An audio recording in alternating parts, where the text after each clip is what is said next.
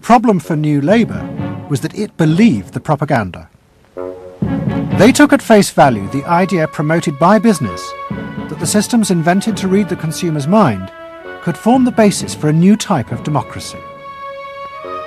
Once in power, New Labour tried to govern through a system that Philip Gould called continuous democracy.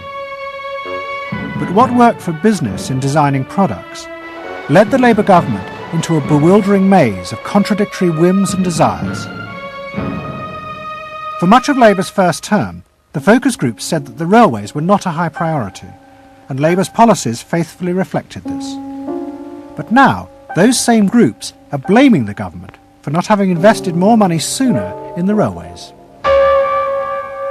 The point about focus group politics is that there isn't one because people are contradictory and irrational, and so you have a problem in terms of deciding what you're going to do if all you do is actually listen to a mass of individual opinions that are forever fluctuating and don't really have any coherence, and crucially are not set in context. So that's why people can say, I want lower taxes and better public services. Of course they do. You say, do you want to pay more taxes to get better public services? People are less sure.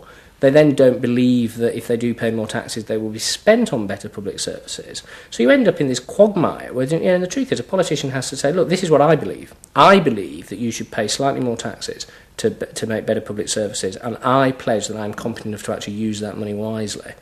Do you want that? Vote for me, yes or no. And that's what Blair has failed to do. Tony Blair turns around and sort of tries to feed back to them what they already believe, and given what they believe is sort of a load of individual, incoherent, contradictory nonsense, that's all he has to offer. And then he wonders why people don't get him. The answer they don't get him is because they're looking for someone to do something that they can't do themselves, which is actually come up with a coherent political opinion that they might have faith in.